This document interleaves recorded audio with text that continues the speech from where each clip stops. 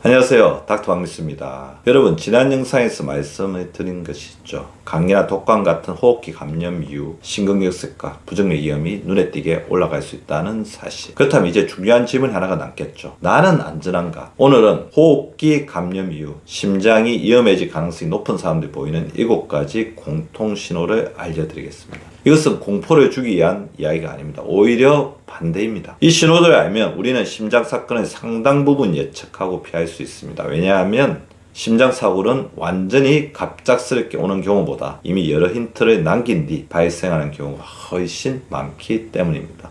먼저 하나 기억하셔야 합니다. 감염 자체가 문제라기보다 감염 이후에도 몸이 회복 모드로 돌아오지 못하는 상태, 그게 진짜 위험합니다. 이제 첫 번째 신호입니다. 첫 번째 신호, 감염이 끝났는데 피로가 비정상적으로 오래간다. 보통 감기가 지나가면 몸 빠르게 정상으로 돌아옵니다. 하지만 어떤 분들은 말합니다. 열은 떨어졌는데 몸이 계속 바닥인 느낌입니다. 이건 단순한 체력 문제가 아닙니다. 몸의 에너지 공장이라고 할 수 있는 미토콘드리아가 아직 회복되지 않았다는 신호일 수 있습니다. 심장은 우리 몸에서 가장 많은 에너지를 쓰는 장기입니다. 즉 에너지 회복이 늦다는 것, 심장도 아직 정상 컨디션이 아니라는 뜻이죠. 이 상태에서 무리하면 심장에 과부하가 걸릴 수 있습니다. 두 번째 신호, 숨이 평소보다 쉽게 찬다. 계단을 오르는데 유난히 숨이 차다. 평소 걷던 속도가 버겁다. 많은 분들이 이렇게 생각합니다. 아직 덜 나아서 그렇겠지. 하지만 여기엔 중요한 의학적 의미가 있습니다. 숨이 차다는 건 심장과 폐가 만들어내는 산소 전달 시스템이 완전히 정상화되지 않았다는 뜻입니다.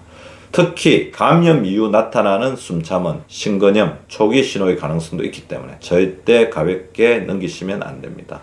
몸은 이미 속도를 줄이라고 말하고 있는 것입니다. 세 번째 신호, 가슴이 두근거리거나 맥이 불규칙하다. 감염 이후 이런 표현을 자주 듣습니다. 심장이 괜히 크게 뛰는 느낌입니다. 가만히 있어도 두근거립니다. 이건 단순 예민함이 아닙니다. 감염은 자율신경을 크게 흔듭니다. 교감신경이 과하게 활성화되면 심장은 가속 상태로 들어갑니다. 문제는 가속 자체보다 정기적 안정성이 떨어진다는 점입니다. 이때 부정맥 위험이 올라갑니다. 심장이 보내는 경고일 수 있습니다. 네 번째 신호, 감염 후 혈압 변동성이 커졌다. 혈압은 단순히 높은 것만 위험한 게 아닙니다. 출렁이는 혈압이 더 위험합니다. 어제는 정상이었는데 오늘은 갑자기 높다. 스트레스 받으면 확 올라간다. 이건 혈관을 조절하는 능력, 즉 항상성이 흔들리고 있다는 신호입니다.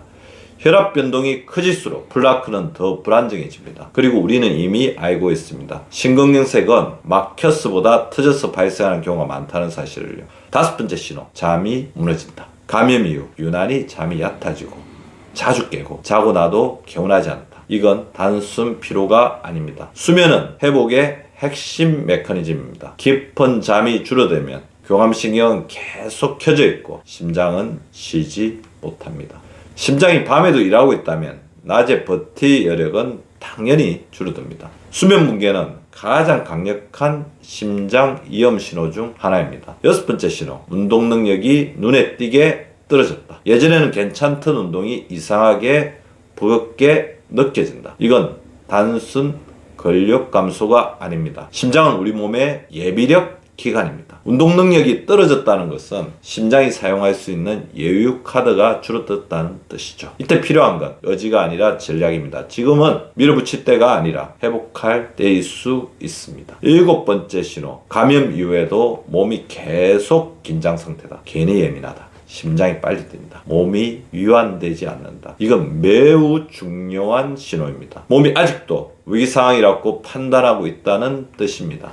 이 상태를 오래 방치하면 만성염증과 혈관 수축이 이어지고 결국 심장 부담이 커집니다. 여기까지 들으셨다면 이제 이런 질문이 떠오르실 것입니다. 이 신호가 하나라도 있으면 위험한 것인가요? 반드시 그렇지는 않습니다. 하지만 중요한 기준이 있습니다. 2가지 이상이 동시에 나타난다면 회복 속도를 늦춰야 합니다. 이건 나약함이 아니라 의학적으로 매우 현명한 선택입니다.